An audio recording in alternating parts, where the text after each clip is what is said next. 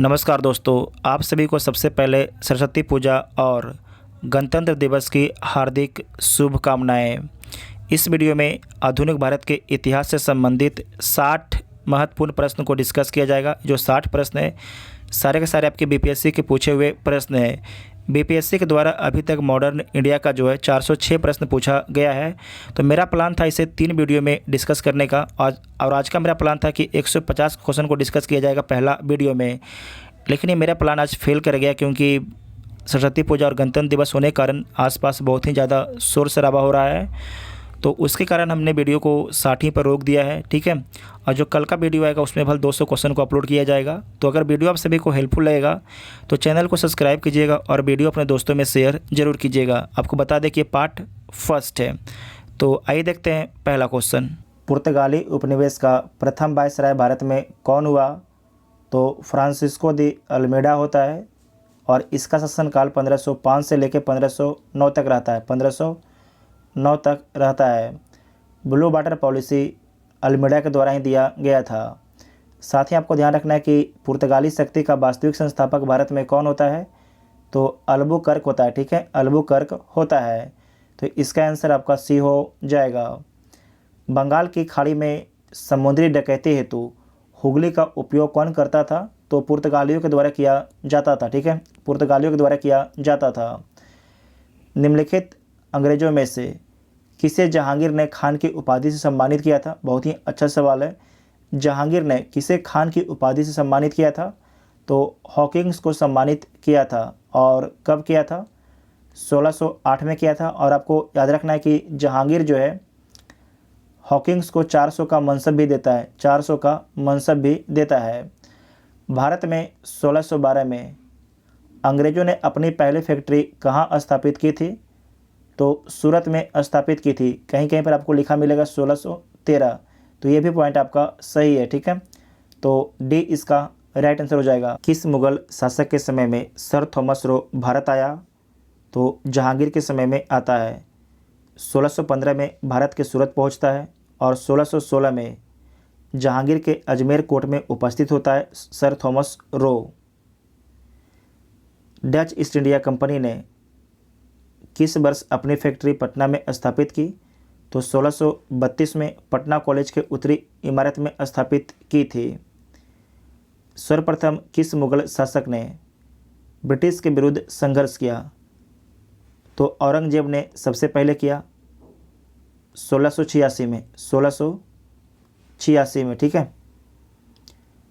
Next point है, निम्नलिखित में से प्रथम कर्नाटक युद्ध का कौन सा तात्कालीन कारण था?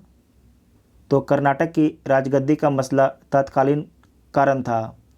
प्रथम कर्नाटक युद्ध जो 1746 से 1748 तक चलता है, 1746 से 1748 तक चलता है।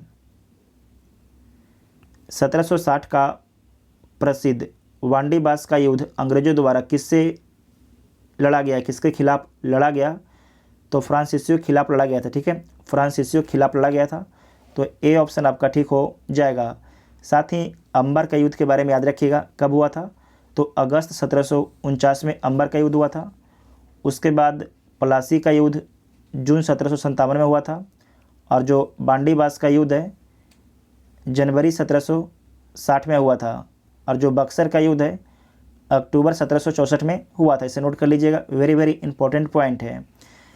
निम्नलिखित में से किस अंग्रेज अधिकारी ने पुर्तगालियों को स्वाली के स्थान पर हराया था? तो किसके द्वारा हराया गया था? थॉमस बेस्ट के द्वारा हराया गया था। थॉमस बेस्ट के द्वारा हराया गया था। इसे दोबारा देखिएगा। निम्नलिखित में से किस अंग्रेज अधिकारी ने पुर्तगालियों को स्वाली के स्थान पर हराया था? तो थॉमस बेस्ट के द्वारा हराया गया था। और कब हराया था? तो 1611 ईस्वी में हराया था। 1611 ईस्वी में पराजित किया था, ठीक है। उस क्षेत्र की पहचान करें जहां से यूरोप वासियों को सर्वोत्तम सोरा और अफीम प्राप्त होता था। तो बिहार क्षेत्र था, ठीक है, वो आपका बिहार क्षेत्र था। अंग्रेजी शासन काल में भारत का कौन सा क्षेत्र अफीम उत्पादन के लिए प्रसिद्ध था? तो सेम क्वेश्चन है, बिहार आपके अफीम उत्पादन के लिए प्रसिद्ध था।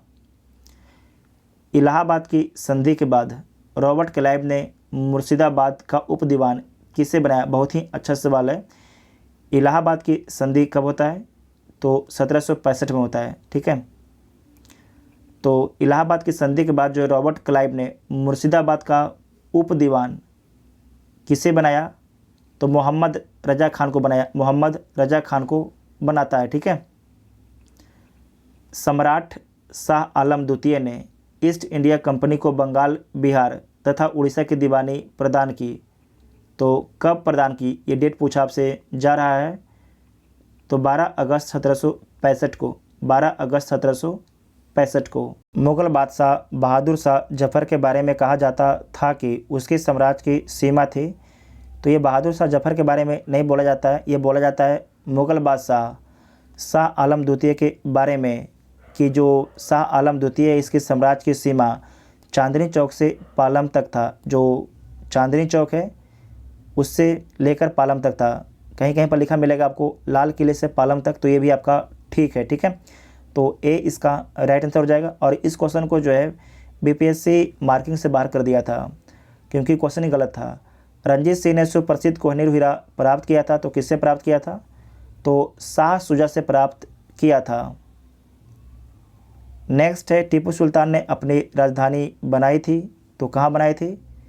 श्रीरंगपट्टनम में बनाई थी, श्रीरंगपट्टनम में। ठीक है, अंग्रेज़ों ने श्रीरंगपट्टनम की संधि किसके साथ की थी? तो टीपू सुल्तान के साथ में किया था। कब किया था? तो मार्च 1792 में। तृतीय आंग्ल मैसूर युद्ध 1790 से 92 के बीच में होता है। इसमें टीपू सुल्तान का पराजय होता है। ठीक है, इसमें टीपू सुल्तान जो है हार जाता है। उसके बाद नेक्स्ट पॉइंट है कि ठगों का उन्मूलन किसके नेतृत्व में हुआ? तो ठगों का उन्मूलन जो है कैप्टन सिलीमैन के नेतृत्व में होता है, कैप्टन सिलीमैन के नेतृत्व में। निम्न में से कौन से सामाजिक सुधार विलियम बेंटिंक ने प्रारंभ किया? तो देख लीजिए कौन सा सुधार जो है विलियम बेंटिंक ने प्रारंभ किया था। तो सबसे पहले जो विलियम बेंटिंक है इसका शासनकाल 1828 से 35 तक रहता है। सती प्रथा का उन्मूलन करता है, बिल्कुल ठीक है। दास प्रथा का उन्मूलन, ये भी ठीक है। धर्म परिवर्तन के कारण अयोग्यता के प्रावधान को हटाना, ये आपके 1850 में डलहौजी करता है। ठगों के संगठित गिरोह का दमन, तो ये भी आपके ठीक है। तो 1, 2, 4 आपका ठीक है। तो सी ऑप्शन इसका राइट आंसर हो जाएगा, सी ऑप्शन इसका ठीक हो जाएगा। ठीक है, नेक्स्ट है कि किसने सिंध विजित कर उसका अधिकरण किया? किसने जो है सिंध विजित कर उसका अधिकरण किया? तो सिंध का विजय किसके द्वारा किया गया था? तो नेपियर के द्वारा किया गया था। ठीक है, नेपियर के द्वारा। कब किया गया था? 1843 में। एक सेकंड, 1843 में किया गया था। तो सी ऑप्शन आपका ठीक हो जाएगा। नेक्स्ट पॉइंट है कि बंगाल में द्विशासन प्रणाली किसके द्वारा लागू की गई? तो बंगाल में द्विशासन प्रणाली जो लागू किया गया था रॉबर्ट क्लाइव के द्वारा 1765 में। ठीक है, 1765 में लागू करता है। समाप्त कौन करता है? तो इसे वारेन हेस्टिंग्स से समाप्त करता है। कब? तो 1772 में समाप्त करता है। द्वैध शासन का जनक किसे माना जाता है? तो सर लियोनियल कटिस को माना। ध्यान रखिएगा, द्वैध शासन का जनक किसे माना जाता है? तो सर लियोनियल कटिस को माना जाता है। जबकि पहली बार लागू किसके द्वारा किया गया था? तो लॉर्ड क्लाइव के द्वारा लागू किया गया था। भारत में प्रथम रेलवे लाइन किस ब्रिटिश गवर्नर के समय बिछाई गई थी? तो लॉर्ड डलहौजी के समय में बिछाई गई थी 1853 में, 1853 में। ठीक है, बम्बई से थाने के बीच में। मुंगेर का बरहिया ताल विरोध का उद्देश्य क्या था? तो बकासत भूमि की वापसी विरोध का कारण था। ठीक है, विरोध का उद्देश्य था बकासत भूमि की वापसी की मांग। तो ए ऑप्शन आपका ठीक हो जाएगा। ये कब आंदोलन हुआ था? तो 1936 से 38 में हुआ था। किसके नेतृत्व में? तो कार्यानंद शर्मा के नेतृत्व में चलाया गया था। 1857 में भारत का गवर्नर जनरल कौन था? बहुत ही अच्छा सवाल है। 1857 में भारत का गवर्नर जनरल कौन था? तो लॉर्ड कैनिंग था, लॉर्ड कैनिंग। ये कब से कब तक था? तो 1856 से 1862 तक रहता है। अंग्रेजी भारतीय सेना में चर्बी वाले कारतूसों से चलने वाले एनफील्ड राइफल कब शामिल किया गया? सोच के बताइए। अंग्रेजी भारतीय सेना में जो है चर्बी वाले कारतूसों से चलने वाले एनफील्ड राइफल कब शामिल किया गया? तो दिसंबर 1856 में शामिल किया गया। दिसंबर 1856 में शामिल किया गया है। 1857 के विद्रोह का नेतृत्व बिहार में किसने किया? तो कुंवर सिंह के द्वारा किया गया है। ये बीपीएससी का फेवरेट क्वेश्चन है। बिहार में 1857 के विद्रोह का नेतृत्व किसने किया? तो कुंवर सिंह जी के द्वारा किया गया है। जगदीशपुर के किस व्यक्ति ने 1857 के विद्रोह में जो है क्रांतिकारियों का नेतृत्व किया? तो किसके द्वारा किया गया है? तो कुंवर सिंह के द्वारा किया गया है। कुंवर सिंह राजा थे तो कहाँ के? जगदीशपुर के। जगदीशपुर के राजा थे। 1857 के विद्रोह के एक नेता कुंवर सिंह किस स्थान से संबंधित थे? तो इनका संबंध जो है जगदीशपुर से इनका संबंध था। कुंवर सिंह अंग्रेजों के खिलाफ 1857 के विद्रोह में किस जगह शामिल हुए? तो किस जगह शामिल होते हैं? तो आरा में शामिल होते हैं। ठीक है, आरा में। कुंवर सिंह अंग्रेजों के खिलाफ जो 1857 के विद्रोह में किस जगह शामिल होते हैं? तो आरा में सही होते हैं। ठीक है, जबकि बीपीएससी इसे पटना माना था। ठीक है, बीपीएससी इसे पटना माना था, लेकिन सही आपके आरा ही होगा। नेक्स्ट पॉइंट है कि इनमें से किसने 1857 के विद्रोह में सक्रिय भाग लिया? नाना साहब कानपुर से, बेगम हजरत महल लखनऊ से, मौलवी अहमदुल्ला फैजाबाद से, बेगम जिन्नत महल दिल्ली से। तो सारे पॉइंट आपके ठीक है, तो एक से अधिक हो जाएगा, तो ई इसका राइट आंसर हो जाएगा। पटना के 1857 के स्वतंत्रता संग्राम के नेता थे। अच्छा प्रश्न है। पटना के 1857 के स्वतंत्रता संग्राम के नेता कौन थे? तो राजपूत कुंवर सिंह थे। राजपूत कुंवर सिंह थे। ठीक है, उसके बाद नेक्स्ट क्वेश्चन है कि 1857 के विद्रोह का बिहार में 15 जुलाई 1857 से 20 जनवरी 1858 तक केंद्र था। तो कौन केंद्र था? जगदीशपुर केंद्र था। ठीक है, जगदीशपुर केंद्र था। जगदीशपुर के राजा थे तो कौन थे?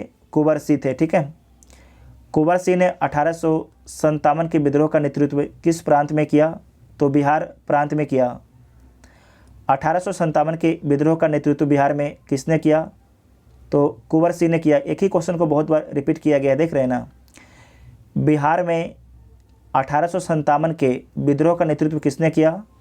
तो कुंवर सिंह के द्वारा किया गया है। ठीक है, उसके बाद है कि निम्नलिखित में से कौन 1857 के विद्रोह में अंग्रेज़ों का सबसे कट्टर दुश्मन था? तो अंग्रेज़ों का सबसे कट्टर दुश्मन कौन था? मौलवी अहमदुल्ला शाह था। मौलवी अहमदुल्ला शाह था। तो ए इसका राइट आंसर हो जाएगा। देखिए, अपना जो वीडियो है कभी भी रिकॉर्डिंग बंद हो सकता है, क्योंकि जो नीचे वाले यहाँ पर सरस्वती पूजा हो रहा है तो गाना शुरू कर दिए हैं, लेकिन अभी कम आवाज़ में बजा रहे हैं वो लोग। अगर तेज़ करेंगे तो फिर वीडियो को यहीं पर रोक दिया जाएगा और जहाँ पर वीडियो रुकेगा वहीं तक आपके अपलोड कर दिया जाएगा अपने चैनल पर। ठीक है, उसके बाद नेक्स्ट क्वेश्चन है कि 1857 के विद्रोह को किस उर्दू कवि ने देखा था? तो गालिब के द्वारा देखा गया था। मिर्ज़ा गालिब के द्वारा देखा गया था। निम्न में से कौन ईस्ट इंडिया कंपनी के सिपाहियों को विद्रोही बनाने का कारण नहीं था? तो देख लीजिए, ईसाई धर्म फैलाने के लिए कंपनी के अधिकारियों का प्रयास ये कारण था। जहाज पर यात्रा करने के लिए सिपाहियों को आदेश ये भी था। भत्ते की रोकथाम ये भी था। अधिकारियों की अक्षमता नहीं था। तो डी इसका राइट आंसर हो जाएगा। झांसी की रानी लक्ष्मीबाई की मृत्यु कहाँ पर हुई थी? ग्वालियर में हुई थी। ठीक है, कहाँ पर? ग्वालियर में। तो सी इसका राइट आंसर हो जाएगा। और जो लक्ष्मीबाई की समाधि कहाँ पर है? तो ये भी आपके ग्वालियर में है। ये बीपीएससी के द्वारा पूछा गया है 2022 के री एग्ज़ाम में। और जो 67वां बीपीएससी हुआ उसमें आपको याद रखना है, पूछा गया था कि जो रानी लक्ष्मीबाई हैं इनकी शायद समाधि कहाँ पर है, कि शायद यही क्वेश्चन था, देख लीजिएगा। तो सी इसका राइट आंसर हो जाएगा। उसके बाद नेक्स्ट क्वेश्चन है कि निम्नलिखित वर्गों में से किसने जो है 1857 के विद्रोह में भाग नहीं लिया। तो देख लीजिए किसने भाग नहीं लिया। खेतिहर मजदूर भाग लेते हैं, साहूकार खेतिहर मजदूर आपके भाग लेते हैं, जबकि जो साहूकार ये भाग नहीं लेते हैं। उसके बाद कृषक जो हैं ये आपके भाग लेते हैं, ज़मींदार भाग नहीं लेते हैं। ठीक है, तो इसमें आपके हो जाएगा 2 और 4, तो डी इसका राइट आंसर हो जाएगा, डी इसका राइट आंसर हो जाएगा। नेक्स्ट पॉइंट है कि निम्नलिखित में से कौन सा कथन आपके सही है। तो देख लीजिए कौन सा कथन आपके सही है। 1857 में दरभंगा डुमराव जो बक्सर में स्थित है, हटबा गोपालगंज के महाराजाओं और उनके साथी ज़मींदारों ने आदमी तथा पैसे से अंग्रेज़ों की मदद की थी। तो जो पहला स्टेटमेंट है बिल्कुल आपके सही है, दूसरा आपके गलत है, तीसरा गलत है, चौथा आपके गलत है।